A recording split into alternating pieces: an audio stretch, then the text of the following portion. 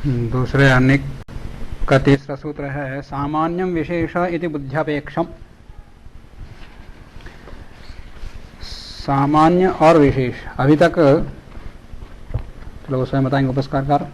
पदार्थत्रय उद्देश्य लक्षणानंतरम, अभी तक उद्देश्य क्रम के अनुसार पदार्थ, तीन पदार्थों का निरूपण किया, द्रव्य गुण कर्म, उनका लक्षण भी बता दिया।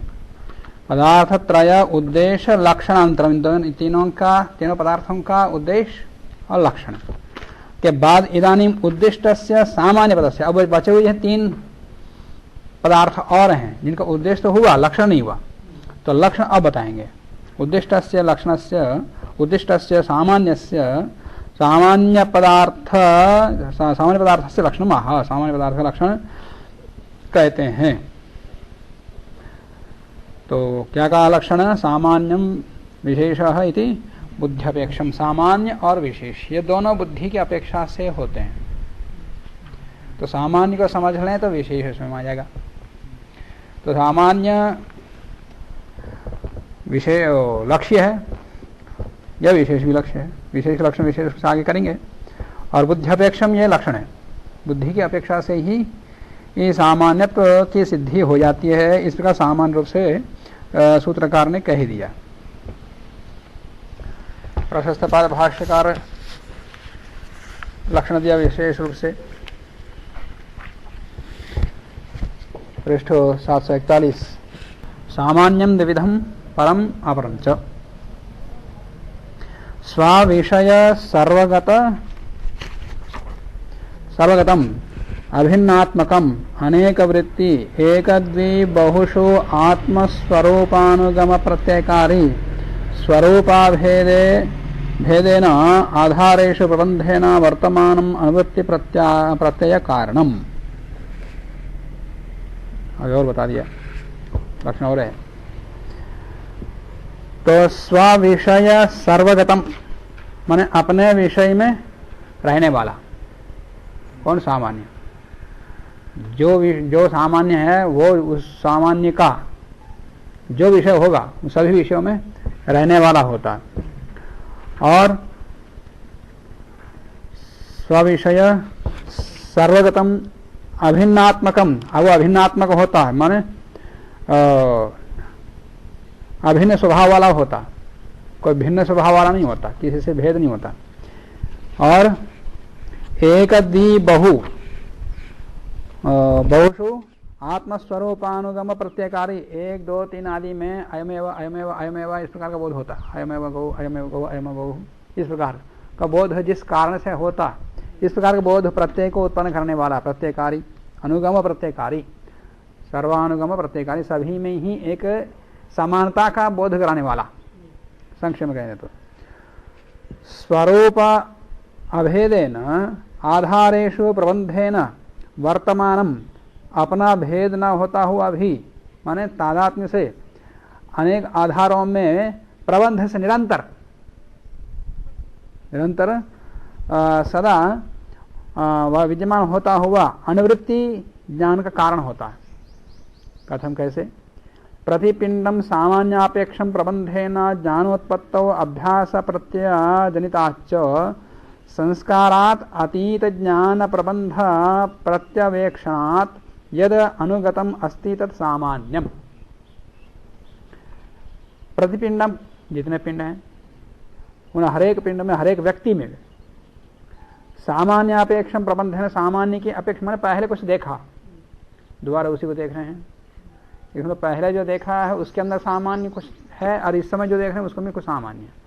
इस समय वर्तमान काल में देखे जाने वाले वस्तुओं का ज्ञान प्रत्यक्ष होने के पश्चात पूर्व ज्ञान का स्मरण हो जाता, प्रत्यभिज्ञा होती, तो ये वही है।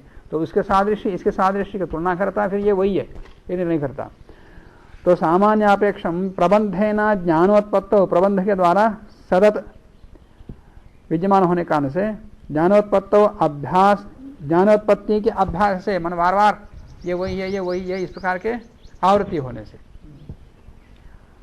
अभ्यास प्रत्यय जनिताच, इस प्रकार अभ्यास के प्रत्यय के द्वारा जनित होने से संस्कारात्, संस्कार से अतीत ज्ञान प्रबंध प्रत्यवेक्षणात्, संस्कार से पहले जाने हुए का स्मरण हो जाना, प्रत्यभिज्ञा होना।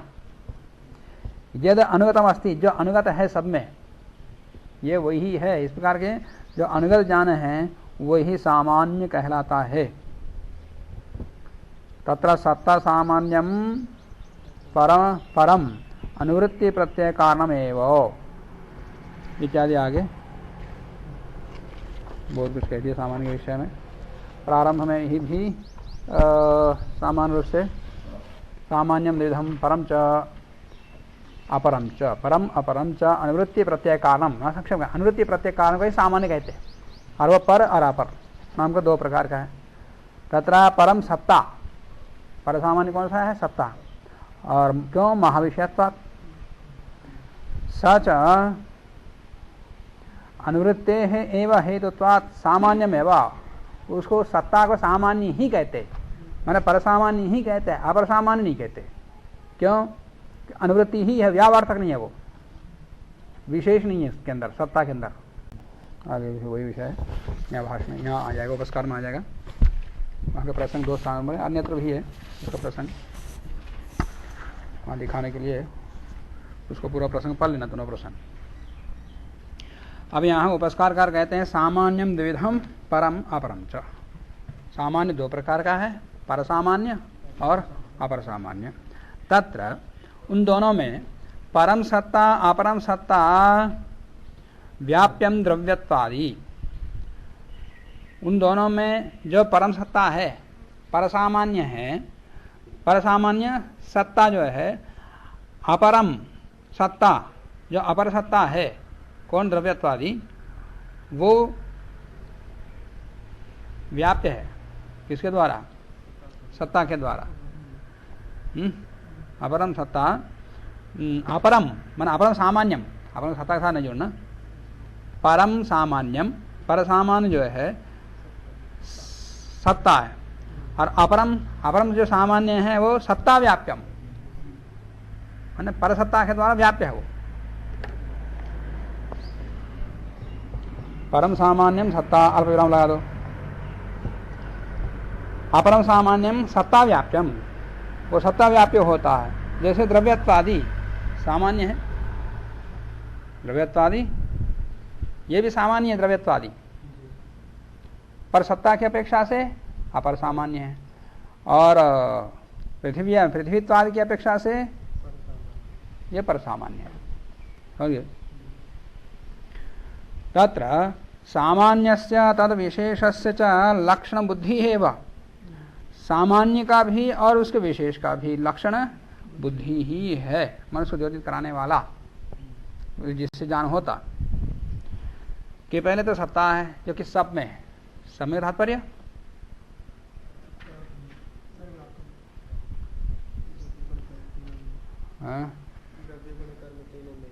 हाँ, द्रव्य गुण कर्म तीनों में ही सत्ता है। 6 या 7 पदार्थों में से 3 पदार्थों में ही सत्ता है, द्रव्य गुण कर्म, आगे के में नहीं है। क्यों? सामान्य में जाति तो है, सत्ता ही तो है। सत्ता क्या है? पर सामान्य, पर जाति, तो जाति में जाति कहाँ से होती? सामान्य में जाति तो है, तो सामान्य में सामान्य नहीं होता। और उसके बाद विशेष, विशेष में सत्ता कहाँ पे? वो विशेष ही है, अन्य का व्यावार्थक है। और फिर समवाय, वो भी एक संबंध है। तो सत्ता, यहाँ सत्ता का तात्पर्य जाति, इनका एक पारिभाषिक शब्द है। सत्ता एक पारिभाषिक शब्द है। सत्ता का अर्थ एक होता है अस्तित्व, तो अस्तित्व यदि अर्थ लेंगे तो फिर सातों में है अस्तित्व। अस्तित्व अर्थ में तो सातों में, 7 पदार्थों में है। अभाव को लेकर, अभाव का भी अस्तित्व को सिद्ध करते हैं। किसी का कार्य को उत्पन्न करने के लिए प्रागभाव का अस्तित्व भी चाहिए, उसका अभाव को भी भाव के रूप में ही सिद्ध किया जाता।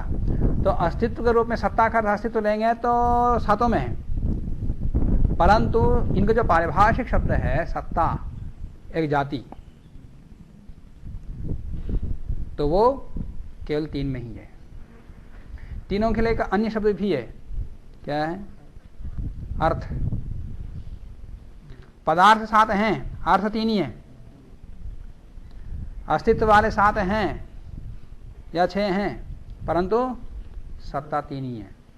इनकी भाषा में। माने सत्ता नाम की जाति जो परसामान्य है वो केवल 3 में ही है, आगे पदार्थ में नहीं है।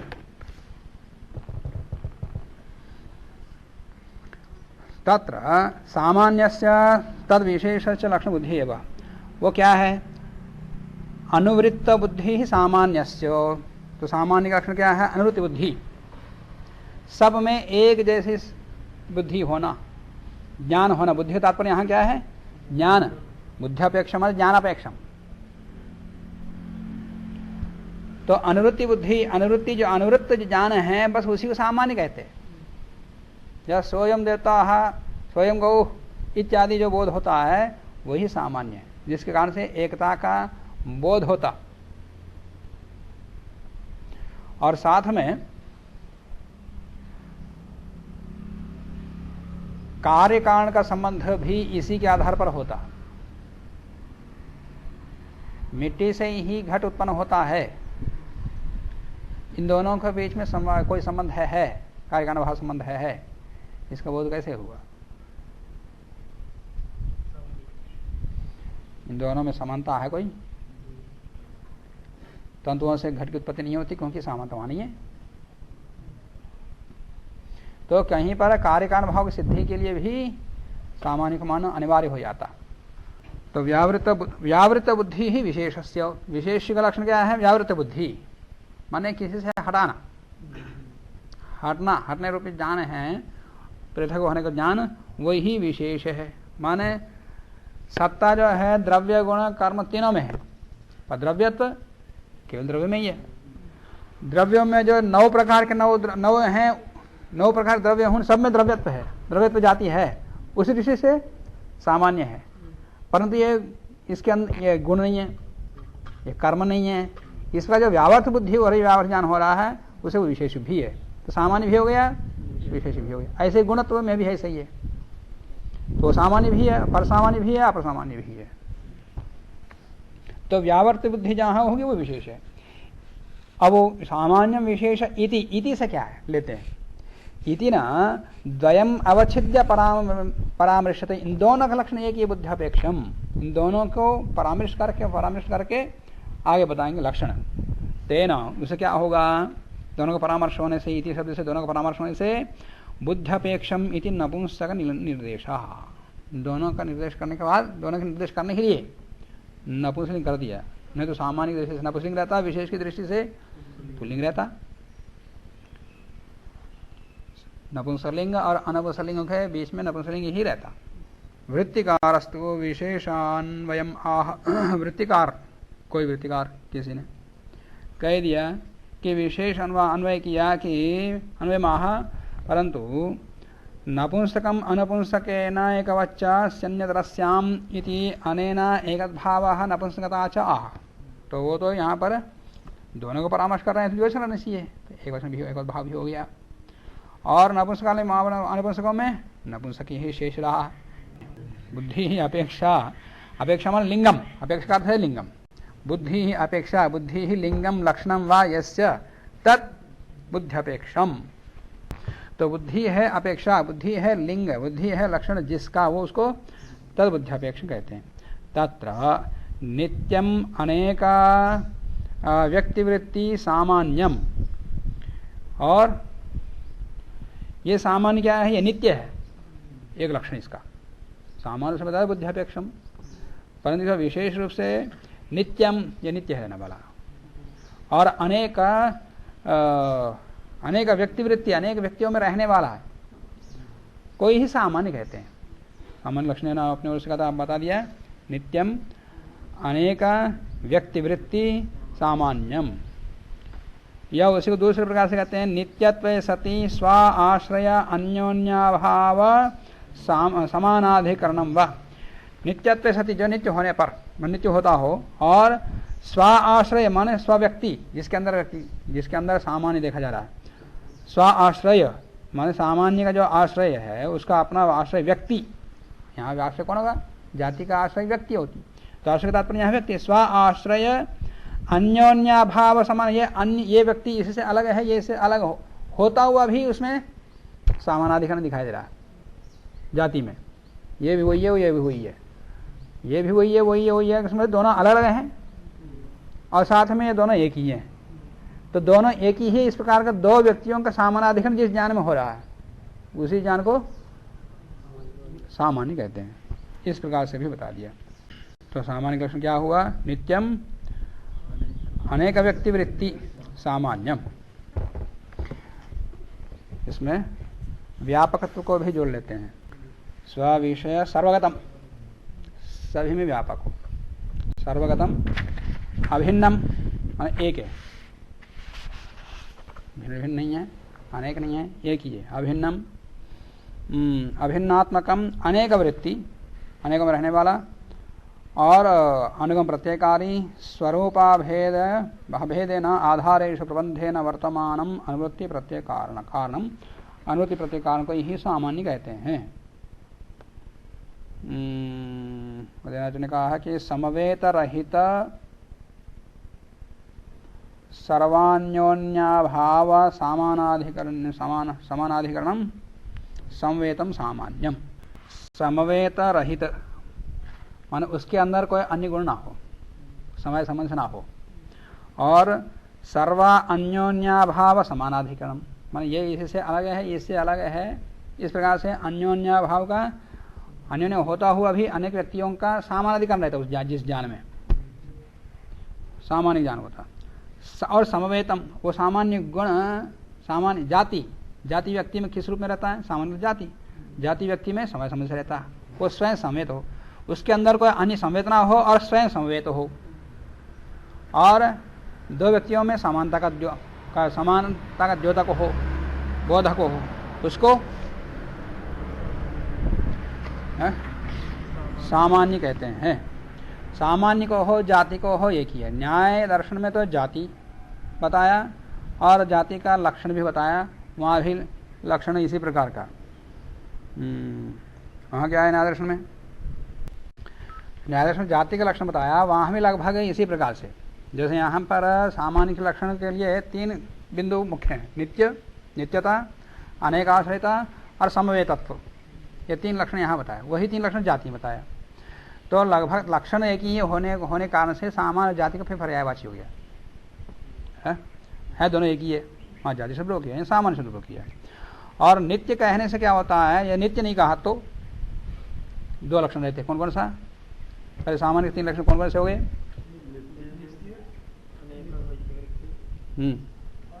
नित्यता, अनेकाश्रयता, समवेतत्व।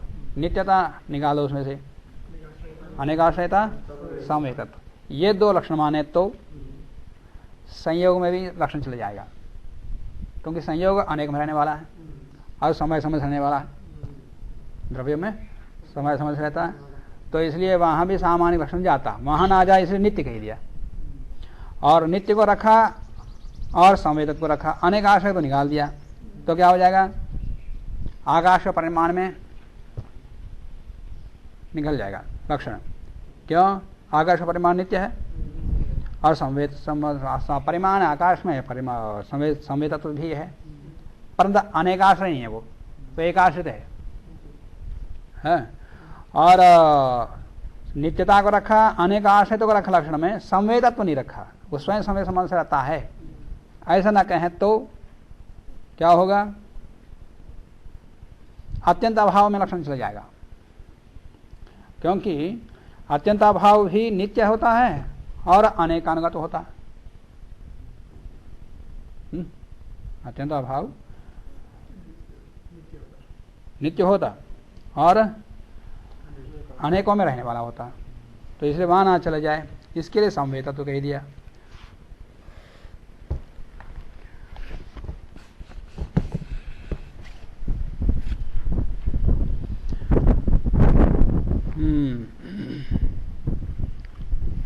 नित्यत्व सति स्व आश्रय अन्योन्याभाव समानाधिकरणम वा परम अपि सामान्यम अपरम अपि तथा। पर सामान्य भी है और उसी प्रकार से अपर सामान्य भी है। परम अपि सामान्यम अपरम अपि सामान्यम, परंतु सामान्यम विशेष संज्ञाम अपि लभते। यथा अभी तो बताया परम अपि सामान्यम अपरम अपि सामान्य, अपर सामान्य पर सामान्य होता, अपर सामान्य भी होता, पर अपर सामान्य विशेष संज्ञा को प्राप्त कर लेता है। पर सामान्य केवल सामान्य संज्ञा ही रहती उसकी, अपर सामान्य की सामान्य संज्ञा विशेष संज्ञा दोनों संज्ञा रहती, इसे बुद्धि अपेक्षण का। परंतु सामान्यम माने अपर सामान्यम विशेष संज्ञाम अपि लभते, यथा द्रव्यम इदम इति अनुवृत्त प्रत्यये, माने ये भी द्रव्य है, ये भी द्रव्य है, ये भी द्रव्य है, जितने द्रव्य हैं 9 प्रकार के द्रव्य, सभी में ही द्रवत्व है। तो द्रव्यम इदम इति अनुवृत्त प्रत्यय, सब में अनुवृत्त होने का सामान्य है। अनुवृत्त प्रत्यय सत्य व नायम गुण, प्रत्यय गुण नहीं है, नायम कर्म पर कर्म नहीं है, इस प्रकार बोध होने से भी व्यावृत्ति का प्रत्यय भी हो गया। तो व्यावृत्त प्रत्यय होने से विशेष प्रत्यय, विशेष प्रत्यय होने का से विशेष उसका नाम है, तो विशेष संज्ञा भी रहती उसकी। तथा च द्रव्यत्वादीनां सामान्यानाम एवं विशेषत्वम, द्रव्यत्वादियों का सामान्यों का, द्रव्यत्वादि सामान्यों का विशेषत्व भी है, विशेष भी है सामान्य भी है। केवल सामान्य कौन है और केवल पर सामान्य, अपर सामान्य अंत्यावयवी कार्य, वो केवल अपर सामान्य, और सत्ता केवल पर सामान्य। अब बीच के सब पर सामान्य अपर सामान्य उभयविध होते हैं। ये द्रव्य गुण कर्म सामान्य सब आएंगे, द्रव्य गुण कर्म जितने गुण हैं जितने। अब जैसा ही बता दिया कि द्रव्य सामान्य भी है, क्योंकि 9 प्रकार के द्रव्यों में द्रव्यत्व है, इसलिए वो सामान्य है, पर एक गुण नहीं है, कर्म नहीं है, इसका बोध हुआ विशेष हो गया। और द्रव्य के अंदर भी पृथ्वीत्व जो जाती है वो पार्थिव पदार्थ में सब में है, इसे सामान्य है, परंतु पृथ्वी अप नहीं है, वो जल अग्नि नहीं है, वायु नहीं है, इसका बोध होने से वो विशेष भी उनकी अपेक्षा से माने अपर सामान्य है, और द्रवत्व की अपेक्षा से पर सामान्य है, द्रवत्व की अपेक्षा से अपर सामान्य है, और अन्य पृथ्वी है ना, तो पृथ्वी की अपेक्षा से अपर सामान्य हो जाएगा। ऐसे पार्थिव पदार्थों में घटत्व ले लो, तो घटत्व क्या है, पृथ्वीत्व के सामान्य, पृथ्वीत्व की अपेक्षा से घटत्व अपर सामान्य है, और घटत्व की अपेक्षा से पृथ्वीत्व पर सामान्य हो जाता है, और घटत्व अंतिम बस।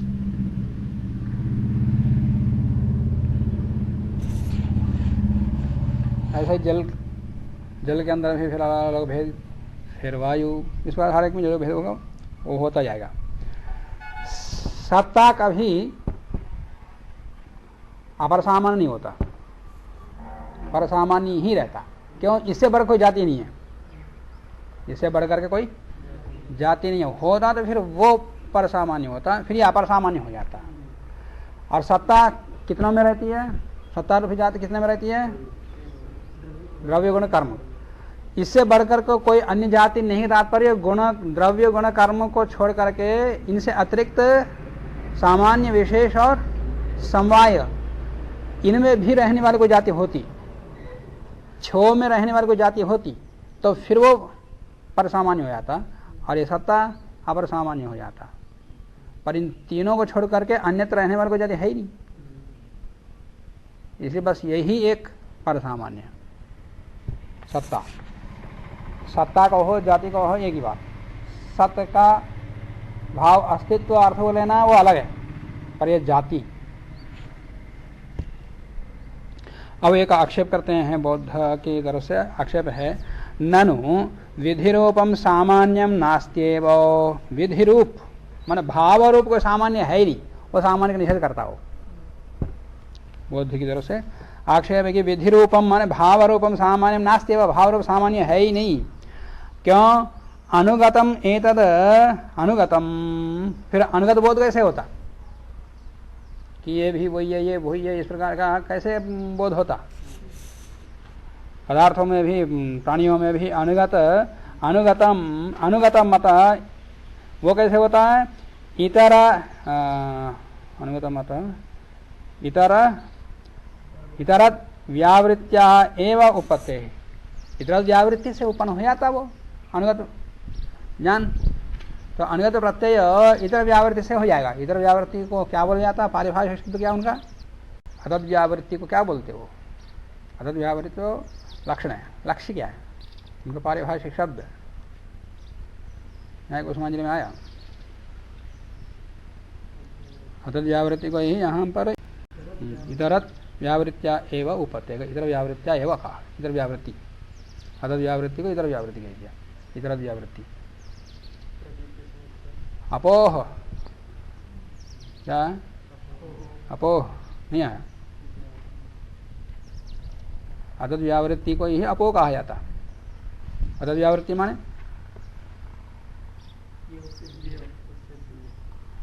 घट पट नहीं है, पट घट नहीं है, गौ अश्व नहीं है, अश्व गौ नहीं है। अतद की व्यावृत्ति माने ये गौ है, अतद माने अश्व, अतद मतलब भिन्न अश्व, ये अश्व नहीं है। माने अश्व आदि का मन गौ को छोड़ करके संसार में जितने पदार्थ हैं सबका निषेध करना, ये गौ है। गौ क्या है ये नहीं बताएगा, गौ भिन्न नहीं है ये। अतद की व्यावृत्ति। और अश्व क्या है? ये अनश्व भिन्न है। अश्व क्या है? ये अश्व ये है ये नहीं बताएगा, ये अश्व भिन्न नहीं है, बस यही। नेति नेति नेति कहते ये नहीं है, ये नहीं, ये नहीं, ये नहीं, ये नहीं है, सब ऐसे ही। ये नेति की भाषा को पकड़ लिया वो। तो अतद व्यावृत्ति से ही बोध हो जाएगा ना। ये भी गौ है, ये भी गौ है, ये भी गौ है। सामान्य का बोध, सामान्य को माने बिना उसको बोध कैसे हो रहा है? सब में अतद व्यावृत्ति है, अपोह है कि ये गो भिन्न नहीं है, ये गो भिन्न के भिन्न है। अतद माने गो भिन्न, और उसकी व्यावृत्ति करना नहीं, अतद की व्यावृत्ति, इतर व्यावृत्ति। तो अतद व्यावृत्ति से ये गो भिन्न नहीं है, ये गो भिन्न नहीं है, गो भिन्न नहीं है, ऐसे सभी गौ में हो जाएगा। तो इसमें अलग से जाति माने की आवश्यकता? इसमें जाति का खंडन उसमें भी आया है कुसुमांजलि में, फिर उसका समर्थन भी किया कुसुमांजलिकार ने। तो वही यहाँ पर बोध कर रहा है कि अनुगतम इतरत व्यावृत्त्या एव उपत्ते, इतरत व्यावृत्ति से ही अनुगत सामान्य की सिद्धि हो जाती है, इसमें अलग से जाति मानने की आवश्यकता नहीं है। भवति ही गौ अयम प्रतीते है अगौ व्यावृत्ता अयम इति विषय, वही बताया कि अगौ की व्यावृत्त हो गया, माने गो भिन्न नहीं है। ये जितनी गाय को देखें गो भिन्न नहीं है, गो भिन्न नहीं है, गो भिन्न नहीं है, ऐसा बोध हो जाएगा। फिर इसमें जाति मानने की आवश्यकता। जातिवादिना अपि, जातिवादी भी क्या कहता कि गौ को गोत्व विशिष्ट क्यों कहता, मनुष्य को मनुष्यत्व विशिष्ट क्यों कहता है? क्योंकि विशिष्ट का मतलब है कि अलग अलग, अन्य से अलग करना। तो अन्य से अलग कर ही रहे हो तो अतद व्यावृत्ति को तुम जाति मानते हुए भी अतद व्यावृत्ति को मान रहे हो, तो फिर जाति मानने की आवश्यकता? बिना जाति माने जब अतद व्यावृत्ति से काम चल जाता है तो फिर जाति क्यों मानना? जातिवादिनापि गोत्वादि विशिष्ट प्रत्यय से, गोत्वादि विशिष्ट तात्पर्य अन्य से अलग करने वाला जाति है ये, तो सामान्य है। तो गोत्वादि विशिष्ट प्रत्यय से तद विषयत्व अभ्युपगमात्, उसका विषयत्व बोध हो जाता है अनुगत प्रत्यय। नहीं वैशिष्ट्यम अतद व्यावृत्ति है, जो वैशिष्ट्य है जाति विशिष्ट जो कह रहे हैं वो अतद व्यावृत्ति से अलग कहाँ है? अतद व्यावृत्ति ही है। वैशिष्ट्यम अतद व्यावृत्ति है, अन्यत न, अतद व्यावृत्ति से अन्य नहीं है। गवादि पद प्रवृत्ति निमित्तम अपि आगो व्यावृत्त्यादेव, तो गवादि पद और साथ में शब्द की प्रवृत्ति। शब्द की प्रवृत्ति क्या? शब्द की प्रवृत्ति को मानने के, शब्द की प्रवृत्ति करने के लिए भी जाति को मानना पड़ेगा सिद्धांत के अनुसार। किसी सबके लिए गौ गौ, इसके ये भी गौ है, ये भी गौ है, ये भी सब गौ है, ये मनुष्य है, ये मनुष्य, ये मनुष्य, ऐसा शब्द की प्रवृत्ति का कारण क्या है? वही तो सत्ता है, वही तो जाति है, व्यक्ति जाति है। तो फिर उसका भी समाधान देना है कि पहले बता दिया था कि सत्ता और अविधेयत्व समय साधर्म्य, अविधेयत्व भी साधन बताया था द्रव्य गुण कर्मों में, तीनों में अविधेयत्व भी सामान्य। और क्या बताया? सत्ता और अविधेयत्व 8वें सूत्र में आया था, सद अनित्यम द्रव्यवत कार्यम कारणम सामान्य विशेषवत इति द्रव्य गुण कर्मणाम अविशेष। तो अविधेयत्व इसमें आया था प्रशस्त पाद भाष्य में, अविधेयत्व इसमें भी आया था उपस्कार में। तो अविधेयत्व भी है, और किसी शब्द की प्रवृत्ति मानने पड़ेगा, नहीं तो किस को देख करके शब्द की प्रवृत्ति कर रहे, वो किस अर्थ को देख करके। तो गवादि पद प्रवृत्ति निमित्तम अपि, निमित्त को यही सामान्य कहते हैं, जाति कहते हो, तो वो भी सिद्ध हो जाता बिना जाति के ही। कैसे? आगो व्यावृत्या एवं, तो गौ शब्द की प्रवृत्ति क्यों कर रहे हैं?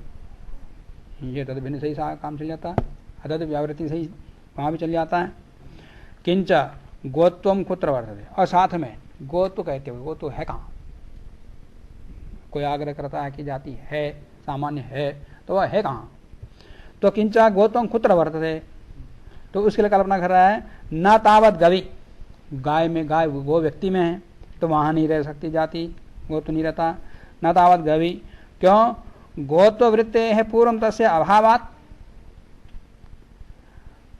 गोत्व वृत्ति से पहले व्यक्ति का अभाव है। गाय उत्पन्न हुआ तो उसमें गोत्व जाति कैसे आ गई उसके अंदर? इसको उत्पन्न होने के बाद आता है, उसके साथ में आता है सामान्य, या पहले से ही रहता? यदि उत्पन्न होने के बाद आता है तो फिर गो नहीं है। गो व्यक्ति को उत्पन्न होने के बाद गोत्व जाति आती है, गोत्व सामान्य आता है, तो गो ही नहीं है फिर वो। तो गो कैसे कहते हैं आप? गोत्व कहाँ रहता है? व्यक्ति में कहते हैं, तो व्यक्ति के बाद में ऐसे मानेंगे तो गोत्व वृत्ते है, गोत्व वृत्ति के मन गोत्व के आने से पहले पूर्वम तस्य अभावात, गो ही नहीं है। नापि अगवि, यदि वो अश्वादि में रहता है गोत्व, तो वहां रह नहीं सकता वो सामान्य, क्यों? विरोध है, वहां तो अश्वत्थ रह सकता है, गोत्व नहीं रह सकता। यत्र गोपिंड उत्पद्यते, यदि ये कहो कि जहां गोपिंड उत्पन्न हो रहा है, माने अभी बछड़ा उत्पन्न हो रहा है, यत्र गोपिंड उत्पद्यते तत्र कुतः आगत्य गोत्वम वर्तते, उसके अंदर कहां से आकर के उसमें घुस जाता है सामान्य। तो यत्र गोपिंड उत्पद्यते तत्र कुतः आगत्य गोत्वम वर्तते, उत्पन्न होते ही गोत्व आता है ये कहते हो, तो वो कहां से आया? उसके लिए भी संभावना कर रहे हैं, न तावत तत्र एव आसीत देशस्यापि, मान जहां पर उत्पन्न हो रहा उसी देश में गोत्र रहता, मान व्यापक है ना, तो व्यापक होने के कारण से जहां उत्पन्न हुआ वहां गोत्र है, तो उसी जाति से विशिष्ट हो गया व्यक्ति। तो न तावत तत्र एव आसीत देशस्यापि, क्यों? यदि वहां पर भी जाति है और वहीं से उसके अंदर गोत्र आया, तो देश को भी गो कहो, फिर तो देश को भी गो कहो।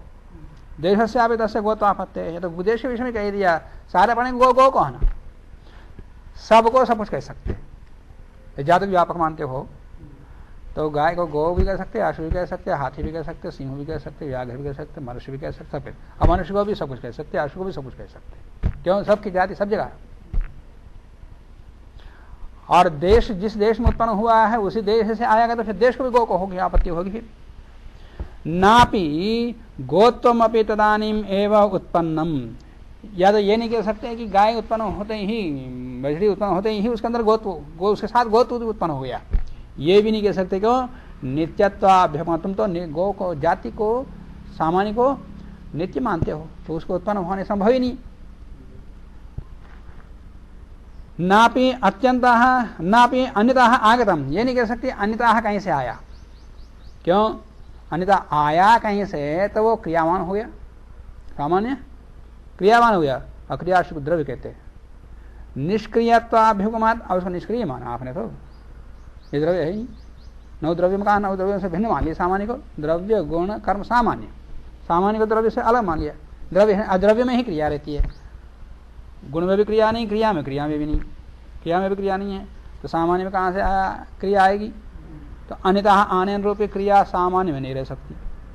तो ना भी अन्यतः आगतम, क्यों? निष्क्रियत्वाभिगमात्, न च एकस्य एव नित्यस्य नाना व्यक्ति वृत्तित्वम, एक ही नित्य व्यक्ति जात सामान्य का अनेक व्यक्तियों में रहता है, ऐसा भी नहीं कह सकते। न च एकस्य एव सामान्यस्य नित्यस्य सामान्यस्य नाना व्यक्ति वृत्तित्व, अनेक व्यक्तियों में रहने वाला होता है, ऐसा भी नहीं कह सकते। क्यों? यदि ऐसा मानोगे वो एक है, नित्य है, ऐसा कहते हो तो, और व्यापक मान लिया तो कोई गाय उत्पन्न हो, गोपिंड उत्पन्न हुआ, गोपिंड उत्पन्न होते ही उसके अंदर जो सामान्य आया, पूरा आया या थोड़ा आया है? तो पूरा तो फिर इसी में रहेगा, फिर दूसरे में नहीं रहेगा। तो थोड़ा आया तो फिर अनित्य हो जाएगा, फिर वो थोड़ा इसमें है, थोड़ा और उसमें है, तो नित्य तो जाति वो एक जाति, वो एक है। तो एक है तो अनेकों में खंड खंड सा होता तो फिर वो एक नहीं है। और यदि पूर्ण रूप से आता है तो फिर पूरा एक ही में रहेगा, फिर अन्य गाय नहीं है। एक संसार में एक ही गाय होगी, एक ही अक्ष होगा, एक ही सिंह होगा। तो कृष्ण एक देश विकल्पानुपत्ते है, कृष्ण या एक देश का विकल्प आएगा फिर इस पक्ष में। अब एक एक पक्ष लेकर नहीं, कृष्णम एकत्र एव वर्तते, मैं संपूर्ण रूप से सामान्य जो है सामान्य रूप से एकत्र एक पिंड में नहीं रह सकता। क्यों? अन्यत्र तद विशिष्ट प्रत्यय अनुदय प्रसंग आते, अन्यत्र माने अन्य पिंडों में फिर उसका प्रसंग नहीं होगा, उसका प्रत्यय का बोध नहीं होगा। तो तद विशिष्ट माने जाति विशिष्ट व्यक्ति सामान्य विशिष्ट ज्ञान का अनुदय होने लगेगा, इस प्रसंग होगा। नापि एक देश, नापि एक देश है ना, उसके एक देश से यहां पर थोड़ा आया और अन्य व्यक्तियों में फिर थोड़ा थोड़ा है, ऐसा भी नहीं कह सकते। क्योंकि जाते हैं एक देश से अभाव, जाति एक है, नित्य है और विभु है, व्यापक है। तो ऐसा मानते हो तो उसका खंड कहां से होगा? एक देश का अभाव है। और आपने कहा भी तदुक्तम न याति न च तत्र आसे न च उत्पन्नम न चांशवत् जहाति पूरम नाधरम अहो व्यसन संतति, अनाधारम अहो व्यसन संतति। ये किसी आचार्य ने जाति सामान्य के विषय में कहा। न याति सामान्य या जाति आदि जाति नहीं है। न च तत्र आसित, जहां पर कोई पिंड उत्पन्न हो रहा है वहां पर नहीं है। न च तत्र आसित न च उत्पन्नम, और वो उत्पन्न भी नहीं है। न च अंशवत, उसका एक टुकड़ा भी नहीं है। जहां ते पूर्वम न आधारम, और आधार को छोड़ता भी नहीं है वो। ओहो व्यसन संतति ही, फिर भी बड़ा आश्चर्य है कि जाति को मानते, जाति का आग्रह करते, व्यंग्य कर दिया। इति सामान्यम अस्ति, तो इस प्रकार आक्षेप किया।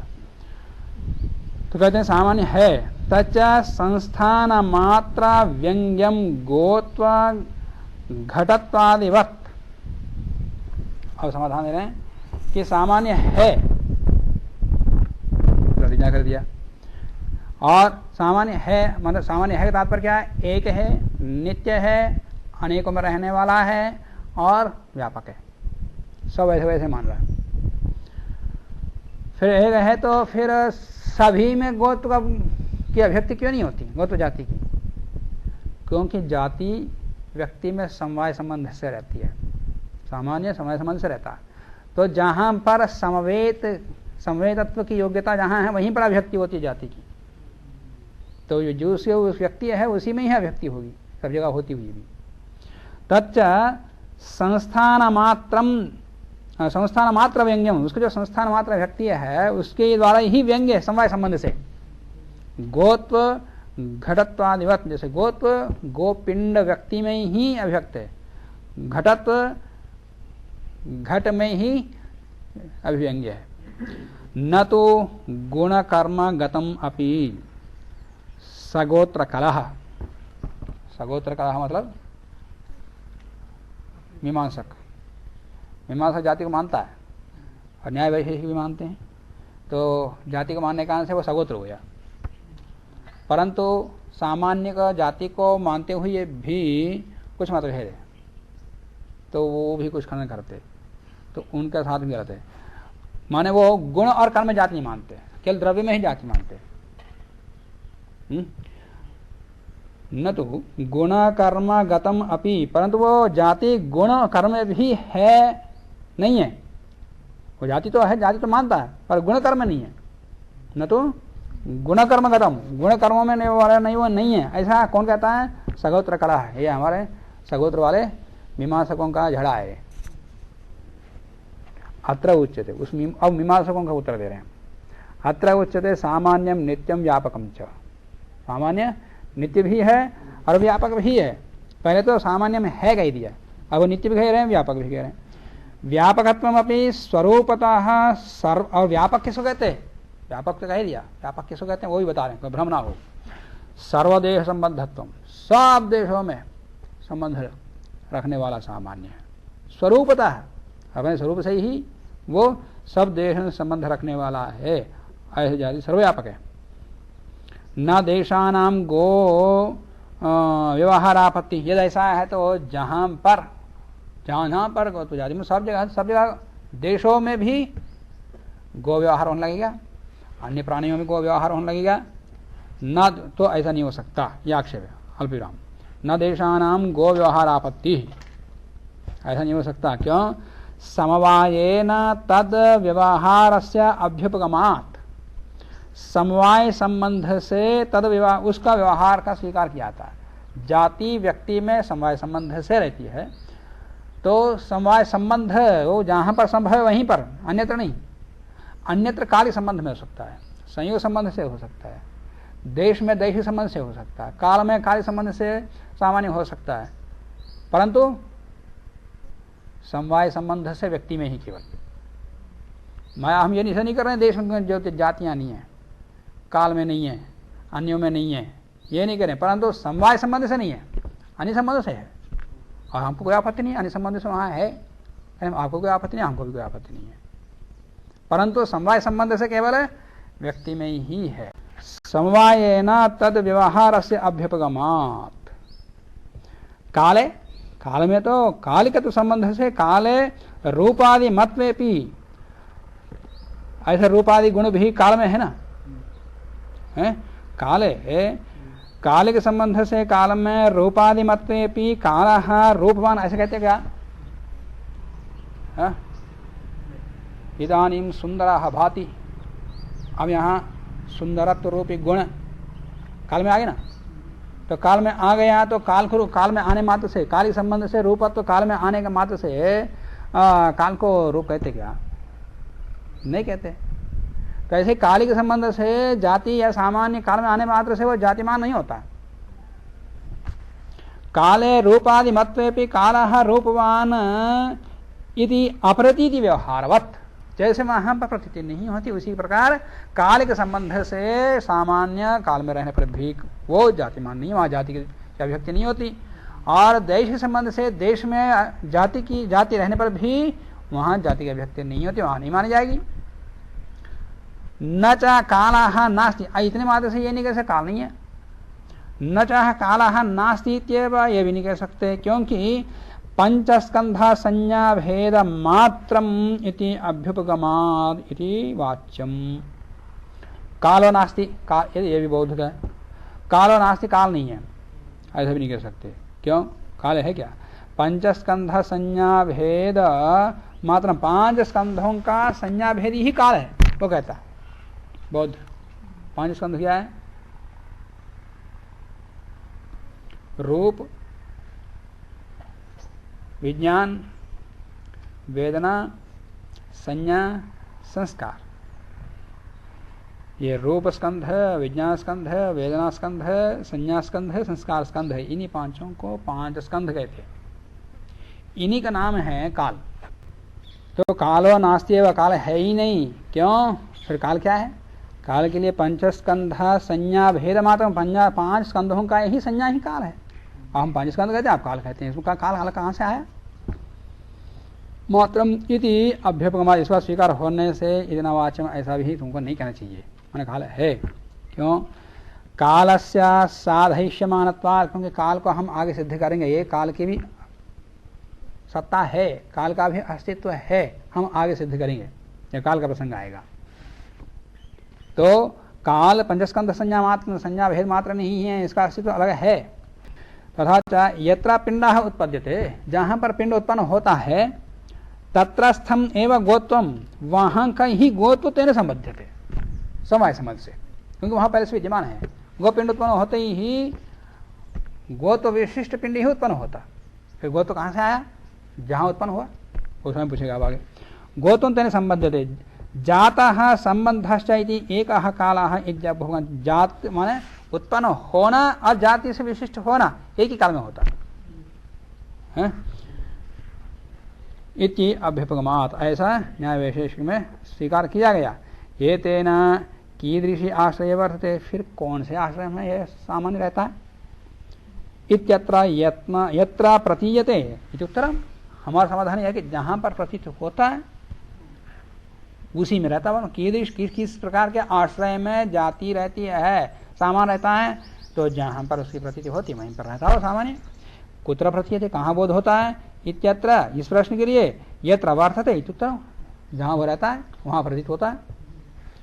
तो गोत्ववृत्ते है पूर्व सा पिंडः कीदृग आसीद, माने गोत्ववृत्ते है पूर्व, माने गोत्व उसमें आने से पहले वो गोपिंड कैसे था? गोत्ववृत्ते है पूर्व सा पिंडः कीदृग आसीद इत्यत्र न आसीद, वो था ही नहीं। इत्य उत्तरम, हमारा उत्तर यही है, उससे पहले गोपिंड था ही नहीं। गोपिंड आया है उसके साथ ही आया वो, तो न आसीद इत्य उत्तरम। एवंच न याति न च तत्र आसीत इत्यादिकम परिदेवन मात्रम, ये केवल उपहास मात्र, निंदा मात्र है। जो चीज है और जाति कोई कल्पित वस्तु ही नहीं है, सामान्य कोई कल्पित वस्तु ही नहीं है, वो व्यवहार सिद्ध है, उसके बिना व्यवहार ही संपन्न नहीं हो सकता। जाति को माने बिना व्यवहार की सिद्धि नहीं हो सकती। ये भी गौ है, ये भी गौ है, ये भी है, ये भी मनुष्य है, ये भी मनुष्य है, यही मनुष्य है। एक बार किसी को याद दिला दिया कि ये पुस्तक है, फिर दोबारा उसको बताना पड़ेगा ये भी पुस्तक है। ये सामान्य के बहुत उसका नहीं है, तो ये भी पुस्तक है, ये भी पुस्तक है, ये भी पुस्तक है, ये भी पुस्तक है। ये 1 किलो है, परमाणु के विषय में समझा दिया कि इससे तोलने पर इसको 1 किलो कहते हैं। जिंदगी भर बताना पड़ेगा हर बार, ये उसका सामान्य बोध नहीं है तो है? तो व्यवहार कभी उसको ज्ञान संपन्न होगा, कभी ज्ञान होगा। द्रव्य गुण कर्म आदि किसी भी विषय में एक बार बताने पर उसके बाद अगली बार इसको वही है जो मैंने पहले जाना था, इसका ज्ञान होता तब वो सारा व्यवहार वो करता, अन्य तो व्यवहार ही संपन्न नहीं हो सकता। ऐसे प्रमाणों के लिए भी, कार्यकारण भाव के लिए भी जाति की आवश्यकता है, सामान्य की आवश्यकता है। जो प्रत्यक्ष सिद्ध है, व्यवहार से सिद्ध है, उसको भी बताएगा स्वयं। तो ये तो केवल जो प्रत्यक्ष सिद्ध है उसका खंडन करना नयाद आदि के द्वारा, ये परदेवन मात्र है, निंदा मात्र है, अपमान मात्र है। अतद व्यावृत्ते है एवं गोत्वम, अरे जाति गोत्व जाति को माने की आवश्यकता है। अतद व्यावृत्ते से ही अपोह से सिद्ध हो जाएगा, ऐसा कहा था। इत्यत्र गौः अयम इति विधि, गौः अयम इति जो विधि है, यह भाव जो उत्पन्न हो रहा है तुमको, भाव विधि मतलब भाव, विधि मुख हमारे भाव मुख, प्रत्यय एवं बाधक, माने ये गाय नहीं है, हाथी नहीं है, शेर नहीं है, इसका बोध किसको होता है संसार में? बताओ, तुम बोधों में दिखा दो। मनुष्य लाकर खड़ा कर दिया, बालक को लाकर खड़ा कर दिया, सामने रख दिया, ये गाय नहीं है, हाथी नहीं है, संसार भर सब कुछ याद रखेगा वो, या ये बालक है बोलेगा। ये पुस्तक सामने रख दिया, ये बुद्ध भगवान के विग्रह रख दिया उसके सामने, ये शिव जी नहीं है, विष्णु नहीं है, रुद्र नहीं है, वो नहीं है, ये नहीं है, सारा वो जब करेगा ये बुद्ध है समझेगा।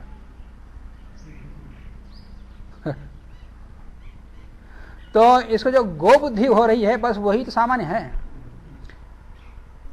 बुद्ध के जितने ही विग्रह बना के रखो, जो बुद्ध तुमको बोध होता है वही सामान्य है। ये तो गोले लिया उदाहरण के रूप में, बुद्धि बोलो उसको। साथ में यहां पर अदद व्यावृत्ति में बहुत बड़ा दोष न्याय कंदली आदियों में है कि ये अदद व्यावृत्ति है, मन गो भिन्न है, वो गो भिन्न कह रहा हूं, या अश्वभिन्न है। ये गौ है क्योंकि ये अश्वभिन्न है, अश्वभिन्न का तात्पर्य है अदद भिन्न है। तो तुमको पहले तो तद का बोध होना चाहिए, तब तो उनसे इनको अलग करोगे। और तदों का कैसे बोध हुआ फिर अश्वादियों का? वो गोभिन्न को बताना पड़ेगा कि अश्व क्यों है, वो गोभिन्न है, तो तुमको गोभिन्न गो ज्ञान पहले होना चाहिए। वो गो ज्ञान कहाँ हुआ, कैसे हुआ तुमको? तो इधर राष्ट्रीय दोष कितना बड़ा दोष आएगा? कोई सा भी ज्ञान उसको संपन्न नहीं होगा, तो उसको तद का ही बोध होना चाहिए। और ये गाय है तब जाकर ये उससे अलग है, ये भी बोध होना चाहिए। ये गाय नहीं है, ये बोध होना चाहिए। तो नहीं, अश्व नहीं है, ये बोध होने के लिए अश्व का बोध चाहिए एक। ये उससे अलग है क्योंकि उसका साधर्म यहां नहीं है, ये विशेष है। तो फिर वो सामान्य विशेष भी आ रहा हूं। तो अदल व्यावृत्ति से जाति को माने बिना केवल अदल व्यावृत्ति से अपोह से काम चल नहीं सकता। जैसे खंडना न्यायिक आदियों में है,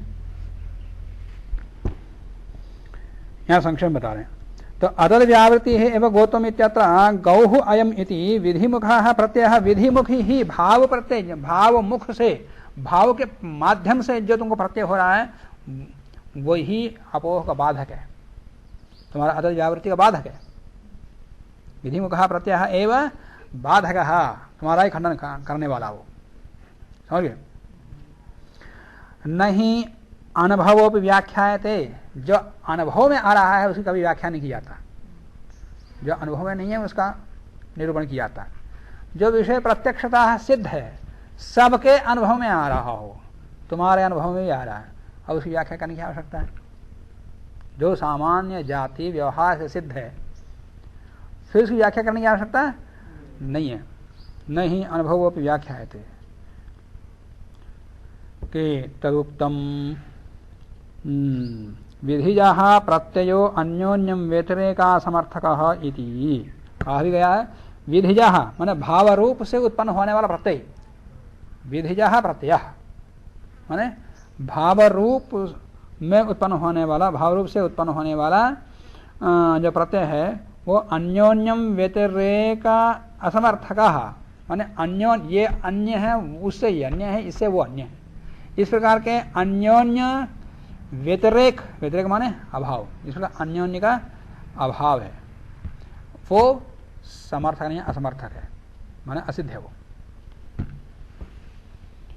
तो भाव रूप से उत्पन्न होने वाला प्रत्यय अन्योन्याभाव नहीं है। इति ये कहा भी गया है, मैंने कहीं सिद्धि कर चुके हैं, उसको याद ला रहे हैं। नहीं, इन्होंने उपस्कार को लिखने वाला नाम क्या है? उपस्कार कौन लिख रहे हैं? शंकर मिश्र। इन्होंने वैशेषिक सूत्रों पर अलग व्याख्यान भी किया, कणाद रहस्यम, वहाँ भी बहुत कुछ विवेचन उन्होंने किया। तो वहाँ का भी निर्देश करते हैं कि कहाँ उक्तम कहाँ है, यहाँ पीछे है, वहाँ भी कहाँ, वहाँ कहाँ होगा। कणाद रहस्य उस पर है, प्रशस्तवाद भाष्य पर व्याख्या इनकी टीका है। तो सूत्रों पर टीका है उपस्कार, प्रशस्तवाद भाष्य के ऊपर टीका होंगे कणाद रहस्य। नहीं गौः अयम इति प्रत्यये अगो व्यावृत्ति ही अभी भासते, ये नहीं कह सकते गौः अयम, ये गौ है ऐसे कह देने पर गौः इति प्रत्ययः अगो व्यावृत्ति ही भासते नहीं कह सकते। मैं अगो की व्यावृत्ति हो रही है, गो भिन्नों की व्यावृत्ति हो रही है, ये नहीं कह सकते। क्यों? कार्ष्णेक देश विकल्पः तदा भवेत्, यदि एकस्य सामान्यस्य कार्ष्ण्यम भवेद एकदेशो वा। माने जैसे वो पहले जाति के विषय में आक्षेप किया था बौद्ध ने, उसी प्रकार से इसके ऊपर आक्षेप कर रहा है। जाति के ऊपर बौद्ध ने किस प्रकार आक्षेप किया कि व्यक्ति में जाति है, समय समय से रहता हो वो सामान्य, तो संपूर्ण रहता है या उसका एक अंश रहता है? संपूर्ण रहता है तो फिर अन्य व्यक्तियों में उसको बोध नहीं होना चाहिए, ये आपत्ति आएगी। और अखंड होता है तो उसका अंश संभव ही नहीं है, तुमको उसको एक मानते हो, एक का फिर अनेक टुकड़े कैसे होते? तो है एक, तो इस पर आक्षेप इसके ऊपर भी कर रहा है कि यदि गौः अयम इति प्रत्यय, इस प्रकार के बोध में अगो व्यावृत्ति, ये गो भिन्न है, गो भिन्न की व्यावृत्ति ऐसे मानते हैं, तो यहाँ भी वैसे दो विकल्प हो जाएंगे। कृष्ण एक देश विकल्प है, कृष्ण विकल्प और एक देश का विकल्प यहाँ भी आएगा। तदा भवेत, यहाँ भी दो विकल्प होंगे। यदि एकस्य सामान्यस्य एक सामान्य का कार्ष्ण्यम भवेत, संपूर्ण रूप से उसके अंदर हो या एकदेश रूप से हो। कृष्णता ही कृष्णता ही अनेक शेषता, अशेष, अनेक अशेषता, अनेक में संपूर्ण रहना। शेष माने पूरा, बचा रहना, पूरा नहीं, अशेष माने पूरा। अनेकों में पूरा रहना कोई ही कृष्णता कहते हैं। कृष्णता किसको कहते हैं? कृष्ण किसको कहते हैं? कृष्णता ही अनेक अशेषता, ये निर्वचन है इनका, अल्पविराम लगा दो। कृष्णता ही अनेक अशेषता, सा वो कृष्णता, इस प्रकार की कृष्णता एकस्मिन् न उपपन्ना, किसी एक में उपपन्न नहीं हो सकता। एक ही में ही वो संपूर्ण रूप से सामान्य है, जाति है, ये सिद्ध है, क्योंकि अन्यों में भी देखा जाता। गौः अयम इत्यादि जनभवः एव असद विषयः न वस्तु व्यवस्थापन क्षमः इत्यत्र उत्तरम वक्ष्यते। इस विषय का हम आगे विशेष रूप से निरूपण करेंगे। गौः अयम इत्यादि अनुभव, ये गौ है इत्यादि प्रकार का जो अनुभव ज्ञान है, अनुभव एव असद विषय न, यह असद विषय वाला नहीं है, ये सद विषय वाला बोध है। माने जाति है ही नहीं उसको बोध हो रहा, ऐसा नहीं है, ये सद विषय वाला है। अनुभव एव, ये अनुभव है तो फिर असद विषय कहाँ से हो सकता है? इत्यादि अनुभव एव असद विषय न वस्तु व्यवस्थापन क्षमा, हर एक वस्तु को व्यवस्थित करने के सामर्थ्य वाला है वो, न के बाद अल्पविराम। यद विषय न अयः गोः अमित्यानुभवः एव असद विषय न, क्यों? वस्तु व्यवस्थापन क्षमा इत्यत्र इति अत्र उत्तरम वक्ष्यते, हम आगे कहेंगे। तो जहाँ इसका वर्णन आएगा वहाँ पर संख्या लिख देना जब आएगा वो। प्राभाकरस्तु, पर इस विषय में मीमांसकों में प्राभाकर मत अलग है और भाट मत अलग है। प्राभाकर का मत लगभग इनसे मिलता जुलता, और भट्ट का तो ज्यादा ही मत भेद है। प्राभाकरस्तु संस्थान मात्र व्यंग्यम सामान्य में चाचक्षते, वो सामान्य को जाति को मानते तो हैं, पर वो उन्होंने क्या कहा है? संस्थान मात्र व्यंग्यम, संस्थान मात्र से व्यंग्य है, माने व्यक्ति मात्र से वो व्यंग्य है, ऐसा उन्होंने कहा सामान्य के लक्षण में। तद यदि अनुगत प्रतीति साक्षिकम, यदि वो संस्थान मात्र से व्यंग्य कोई ही अनुगत प्रतीति का प्रमाण मानते हैं, तद यदि अनुगत प्रतीति साक्षिकम, साक्षी माने प्रमाणिक, तद यदि अनुगत प्रतीति का साक्षिक मानते हैं, साक्षी वाला मानते हैं, प्रामाणिक मानते हैं, तदा किम अपराधम, फिर ये इन्होंने कौन सा अपराध किया? कौन? गुण कर्मों में, वहां सामान्य को नहीं मानते। किम अपराधम गुण कर्म गत ही सामान्य, गुण में विद्यमान सामान्य क्या कौन सा अपराध किया उसको नहीं मानते हो, और कर्म में विद्यमान सामान्य को क्या नहीं मानते हो, उसने कौन सा अपराध किया उसको क्यों नहीं मानते? क्यों? भवती ही रूप रसादो अनुगत धी, अनुगत धी तो वहां भी है कि ये तो वही रूप है, मैंने पहले वाला रूप, इस रूप में एकत्व का बोध कैसे हो रहा है उसको? ऐसे रस में तो रूप रसादि जो भी गुण है उन सारे गुणों में अनुगत धी, अनुगत बुद्धि, साचा जाति व्यवस्थापिका एवं बाधका भावात, और वो भी तो जाति है, गुणत्व और कर्मत्व वो भी जाति है, उनको क्यों नहीं मानते आप? और ये जाति नहीं मानते हैं तो फिर जाति का को बाधक होना चाहिए। 5 प्रकार के जाति बाधक जो बताया है, जाति व्यवस्थापिका एवं अवस्थिका एवं बाधका अभावात, बाधक का अभाव होने से, कौन? व्यक्ति है अभेद है, तुल्यत्वम संकर अनवस्थिति, रूपहानि संबंधो जाति बाधक संग्रह, ये जाति बाधक है। रूपत्वादि जातिषु न तावद व्यक्ति अभेदा बाधका। अब एक एक का बता रहे हैं, एक एक बाधक को, एक एक बाधक का निराश कर रहे हैं। यदि व्यक्ति अभेद, व्यक्ति अभेद माने आकाशत्व, आकाश है कि है, व्यक्ति का भेद नहीं है, व्यक्ति का अभेद है। जहां जहां व्यक्ति का अभेद माने एक ही है, वहां कोई व्यक्ति है नहीं, वहां पर जाति, मां आकाशात तो जाति नहीं, फिर क्या है वो? उपाधि।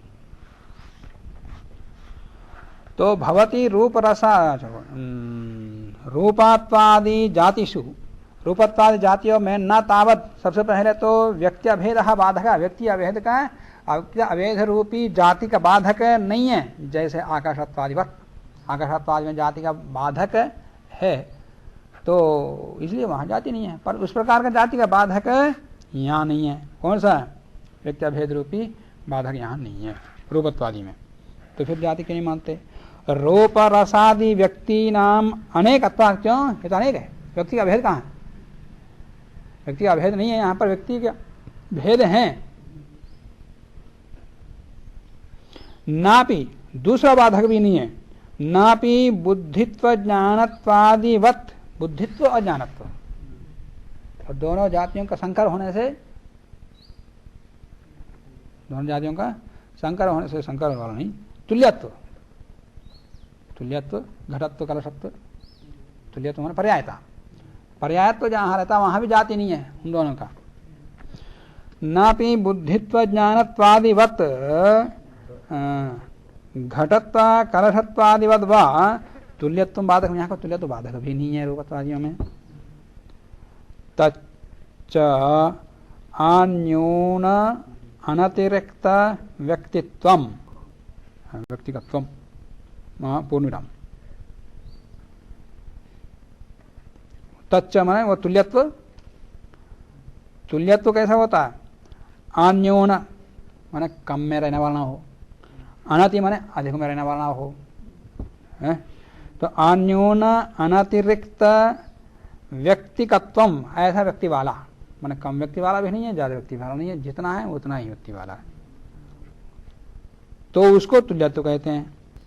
गुणत्वापेक्षया, अब वो उसी विषय बता रहे हैं, गुणत्व की अपेक्षा से न्यून व्यक्तिगत्वात्, क्योंकि रूपत्वादि क्या है? रूपत्वादि गुणत्व की अपेक्षा से कम रहने वाले हैं, क्योंकि गुण में तो 24 प्रकार गुण है, रूपत्व एक ही गुण है, तो गुणत्व 24 में और गुणत्व रूपत्व एक ही में। तो रूप गुणत्वापेक्षया, गुणत्व की जाति की अपेक्षा से रूपत्वादि, रूप रस आदि जो भी है सब, रूपत्वादय न्यून व्यक्तिगत्वाद, वो न्यून व्यक्ति वाले हैं, और गुणत्व की व्यक्तियां बहुत हैं। और नीलत्व, रूपों में भी नीलत्व रूप और ज्यादा न्यून वाला, नीलत्वाद्यापेक्षया च, नीलत्वादि की अपेक्षा से अधिक अधिक व्यक्तिगत्वाद, ये अधिक व्यक्ति वाला है। कौन? रूपत्वादि। गुणत्व की अपेक्षा से रूपत्वादि न्यून देश वाला है, और नीलत्वादि की अपेक्षा से रूपत्वादि अधिक देश वाले हैं। अतः एव न शंकर, फिर शंकर कहाँ? शंकर का दोष भी नहीं आएगा। अतएव, अच्छा वो वहां तक वो समाप्त हो गया। कौन सा? तच्च मान वो तुल्य तो क्या है उसको बता दिया। अब आगे शंकर के विषय में बता रहे हैं। शंकर का बाधक भी नहीं है यहाँ पर। अतएव न शंकर, शंकर रूप बाधक भी यहाँ नहीं है। भूतत्व मूर्तत्ववत, जैसे भूतत्व मूर्तत्व का शंकर होता है, वैसे यहाँ शंकर भी नहीं है। वायु को भी ले सकते, आकाश आदि को ले लो, आकाश लेकर सब अमूर्त द्रव्य हैं, रूप में है ही नहीं, वायु में भी नहीं है। वायु से लेकर आगे सब मूर्तत्व से ही है। परमाणु स्पर्शत्व की भी अनुभूति, पर वायु आकाश में तो वो भी नहीं है। मूर्तत्व के स्पर्श के रूप में भी ले तो भी उसे घनीभाव किया जा सकता वायु का। वायु घनीभाव करके धक्का मारते ना, प्रेशर दे करके, इसलिए वायु को नहीं लेते मूर्तत्व में, भले ही रूप नहीं दिखाई दे, उसका घनीभाव देकर के उसका क्रिया कर सकते हैं। तो जो भी है, तो आकाश में मूर्तत्व नहीं है पर भूतत्व है, मन में मूर्तत्व है पर भूतत्व नहीं है। मन में रूप है, अणु है, अणु परिमाण वाला है, पर वो पंचमा भूत में से कौन सा भूत है? कोई भूत नहीं है। परंतु पृथ्वी में, पृथ्वी आदि चारों में भूतत्व भी है, मूर्तत्व भी है, तो शंकर हो रहा। तो इसलिए ये जातियां नहीं है, ये क्या है? ये उपाधियां। सामान्य या जाति नित्य हो है और उपाधि अनित्य है। माने सामान्य या जाति उत्पन्न नहीं होती, नष्ट नहीं होती, उपाधि उत्पन्न होती है, अनष्ट भी होती है। आकाश एक है, पर घटाकाश, मठाकाश आदि आदि जो बोलते, जब घटा है तो घटावच्छिन्न आकाश को घटाकाश कह दिया, तो घटाकाश का व्यवहार उत्पन्न हुआ है। जब तक आवश्यकता है तब तक रहा वो व्यवहार है, तब तो उसके बाद खत्म है। ये उपाधियां कल्पित हैं ये, और वो सत्य है, सामान्य सत्य है, उसकी यथार्था है, बाह्य सत्ता है उसकी, अप्रत्यक्ष से अनुभूत भी है। और ये उपाधि कल्पित है। बहुत सारे मनुष्यों का झुंड है, उनको विभाग करना कैसे करते हैं, किन किन आधार पर कर सकते कि सारे भारतीय एक हो जाओ, एक एक देश वाला हो जाओ, इस प्रकार कर सकते। भाषा जिससे विभाग कर सकते, हिंदी भाषी, संस्कृत भाषी, तेलुगु भाषी आदि आदि अलग हो जाओ, तो भाषा जिससे विभाग हो सकता है। रंग रूप आदि के द्वारा भी विभाग हो सकता है, एक झुंड अलग बना सकते। तो ये सारे विभाग क्या हैं, ये किसी निमित्त को लेकर किए हुए हैं। और मनुष्य तो जाति कुछ है, विभाग नहीं ना, एक ही है ना, विभाग होते हुए भी, विभक्त होते हुए भी वो सब एक है। तो जाति एक है और नित्य है, सब में है, परंतु उपाधियां कल्पित हैं। जो विभाग किया हमने जैसा अपेक्षा कर लिया वैसे विभाग कर लिया, अब अपेक्षा नहीं है तो फिर सबको मिला दिया। तो जाति में उपाधि में ये भेद है, और भी भेद है। तो संकर भी नहीं है, अतएव न संकरः भूतत्व मूर्तत्ववत्। न संकरः के बाद अल्प विराम, भूतत्व मूर्तत्ववत् पूर्णविराम, न पूर्णविराम से अल्प विराम लगा दिया। अब संकर के बाद अनवस्थिति, परस्पर अत्यंत अभाव सामानाधिकरण्य सति जात्यंतरेण सामानाधिकरण्य अभावात्, उसी का ही है ये संबंधी। परस्पर अत्यंत अभाव सामानाधिकरण्य सति, माने एक में दूसरा नहीं है, दूसरे में एक नहीं है, यह अत्यंत अभाव है। परस्पर अत्यंत अभाव, अभाव ज्ञान का सामानाधिकरण्य है जिस ज्ञान में, तो परस्पर अत्यंत अभाव सामानाधिकरण्य होने पर जात्यंतरेण सामानाधिकरण्य अभाव, जात्यंतर से सामानाधिकरण्य का अभाव होता है। मतलब शंकर की ही व्याख्या कर रहे हैं कि परस्पर अत्यंत अभाव, माने जैसे उदाहरण के रूप में लिया था कि मूर्तत्व भूतत्व दोनों परस्पर अत्यंत अभाव। मूर्त में मूर्तत्व मन में है, पर भूतत्व अत्यंत, भूतत्व का अत्यंत अभाव है। आकाश में भूतत्व है परंतु मूर्तत्व का अत्यंत अभाव है। इस प्रकार के भिन्न भिन्नों का अत्यंत अभाव वाले किसी एक स्थान पर आ जाना, वही संकर है।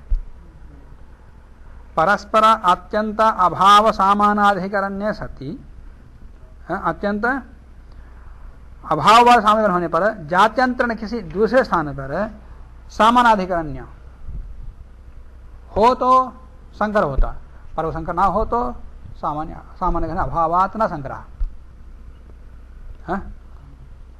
परस्पर अत्यंत अभाव सामानाधिकरण होने पर जात्यंतरेण सामानाधिकरण का अभाव होना ही न संकरा का अर्थ है। नाप्यनवस्था, अनवस्था रूप बाधक भी यहाँ नहीं है। यहाँ मतलब कहाँ, गुणकर्म में, गुणकर्म में जाति जाति नहीं होती है, ऐसा कौन कह रहा है? प्रभाकर मीमांसक, सब इसी का समाधान है। नाप्यनवस्था रूपत्वादिगत सामान्य सामान्यांतर अनुभ्यपगमात्, के रूपत्वादि में विद्यमान सामान्य में सामान्य उसके अंदर फिर अन्य सामान्य कल्पना कोई करता ही नहीं। रूपत्व फिर रूपत्वत्व फिर रूपत्वत्व, ऐसा कौन कल्पना करता है? रूप में रूपत्व जाती है, हो गया। फिर रूपत्व में फिर अलग रूपत्वत्व, ऐसा नहीं होता।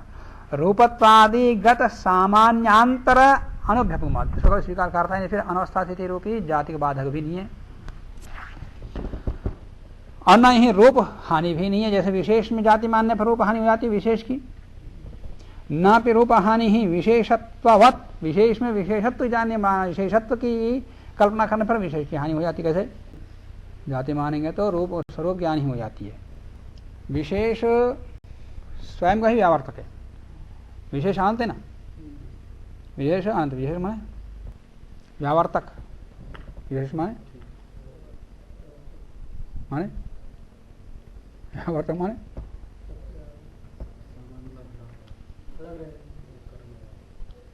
कहां पर विशेष कहां रहता? नित्य पदार्थों में कहाँ रहता है?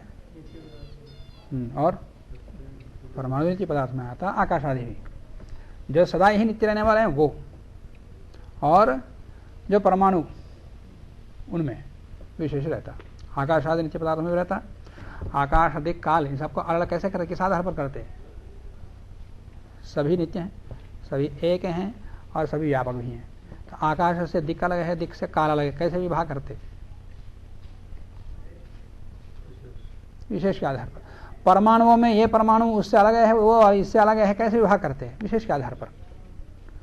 तो विशेष कहाँ कहाँ रहता है? अनित्य पदार्थों के परमाणुओं में और आकाश आदि नित्य पदार्थों में। यह नित्य में रहता कह दो तो सभी आ जाते इसके अंदर। परमाणु भी नित्य है, आकाश आदि भी नित्य है। तो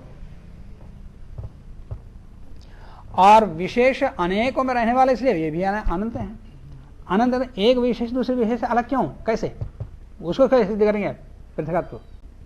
एक परमाणु में विद्यमान विशेष अन्य परमाणु विद्यमान विशेष से अलग क्यों? उस विशेष का भेदक कौन है, अवच्छेदक कौन है? तो विशेषत्व जाति उसका अवच्छेदक कहोगे तो फिर विशेष जो मान रहे हो उसकी स्वरूप की हानि हो जाएगी।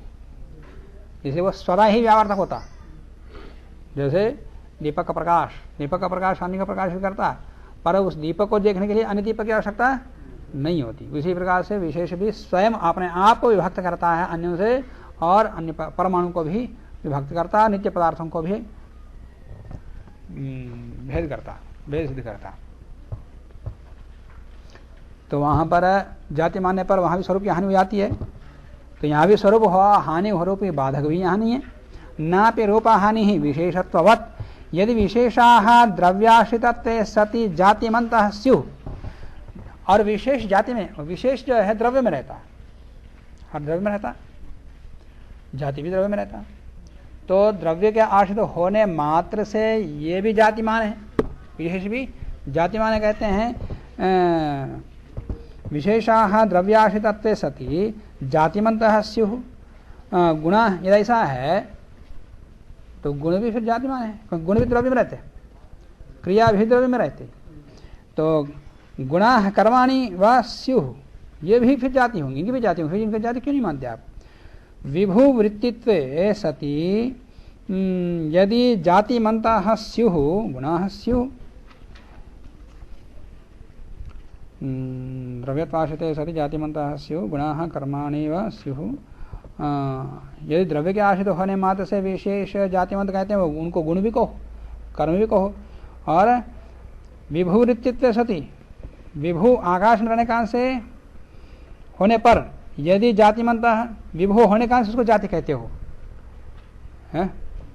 विभु वृत्तित्व सति, विभु आकाश में रहने कारण से माने व्यापक निष्ठ होने कारण से होने पर यदि जातिमंत स्युः, जातिमान कहते हैं, तो गुणाः स्युः, गुण भी वैसे ही हो।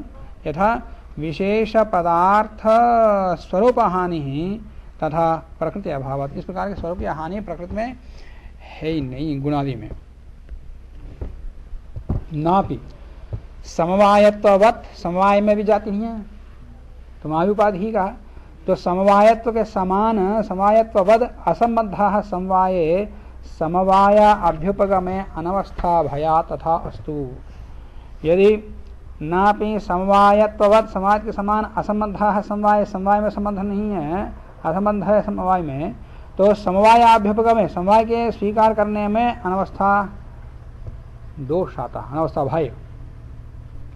प्रकृति तो समवायस्य एवं, इसलिए वहां जाति नहीं है। समवाय में जाति नहीं, वहां सदोष, समवाय में फिर समवाय समवाय। तो प्रकृति तो समवायस्य एवं संबंधस्य अभ्युपमास, प्रकृति में तो समवाय का ही संबंध का स्वीकार कर लेने मात्र से गुणादि समवाय संबंध से में रहते। तो गुणादि में जाति का बाधक यहाँ कहाँ है, क्या है, कोई है नहीं, अवस्था दोष। यद्यपि समवायत्व जाति बाधक, समवायत्व जाति का बाधक व्यक्त्यभेद एव, तथापि यन्मते उत्पाद विनाशशीला बहवः समवायाः तन्मते द्रष्टव्यम। तो इस प्रकार का आक्षेप तो जो ये कहता है कि यन्मते, जिसके मत में उत्पाद विनाशशीला बहवः समवाया, समवाय जो है उत्पन्न होने वाले हैं, विनाश होने वाला है, ऐसा मानते, उनके मत में ऐसे आक्षेप करना चाहिए या जाने चाहिए। अभावत्वादि जात्यभुपगमे, अभावत्वादि, अभाव में भी अभावत्व जाति के स्वीकार कर लेने पर अभावत्वादि जाति अभ्युपगमे व बाधक में, तो वहां भी बाधक हो जाता है। विवाद पदम अनुगत बुद्धि ही अनुगत निमित्त साध्या अबाधितानुगता मतित्वात् दाम कुस्म बुद्धिवत इति जातो मानम इति वृत्तिकाराः चिंत्यम। विवाद पदम अनुगत बुद्धि, मन अनुगत जो बुद्धि हो रही, सब में एक सामान्य है, जाति है, ये जो अनुगत बुद्धि है वो विवाद पद ग्रस्त हो गया है। ऐसे किसी ने कहा, किसी वृत्तिकार ने, विवाद पदम अनुगत बुद्धि ही अनुगत निमित्त साध्या, अनुगत निमित्त से ही साध्य है वो, उस जाति का उस सामान्य की सिद्धि कैसे करेंगे, अनुगत बुद्धि से ही। इसे बुद्धिपेक्षण कहा है, बुद्धिपेक्षण ज्ञानापेक्षण, क्योंकि वो अबाधित अनुगत मतित्वात्, और वो उस अनुगत के मति का बाधक नहीं होता, अबाधित है वो अनुभव कैसा, वो ज्ञान कैसा है, वो अबाधित निर्बाध ज्ञान है। वो अबाधित अनुगत मतित्व होने से दाम कुसुम बुद्धि के समान जाति में मान है, प्रमाण है। दाम कुसुम, दामन स्रक सूत्र, माला में पुष्प ही दिखाई देते, सूत्र नहीं दिखता, फूल को दूध करेंगे तो होता, पर जो हम माला ठोस है उसके अंदर सूत्र दिखता नहीं है, पर सूत्र तो है। उसी प्रकार से व्यक्ति दिखाई दे रहे हैं, फूल स्थान पुष्प स्थानीय व्यक्ति दिखाई दे रहे हैं, पर उनके अंदर एक है सूत्र रूपी जाति की सिद्धि हो जाती है। दाम कुसुम बुद्धिवत माने स्रक बुद्धिवत इति, इस प्रकार से जातो मानम, जाति में, जाति को सिद्ध करने में मान यही है, प्रमाण यही है। इति ऐसा वृत्तिकार ने, किसी वृत्तिकार ने कहा है, वो तच्चिंत्यम, वो हमारे लिए चिंत्य है, हम माने मानते।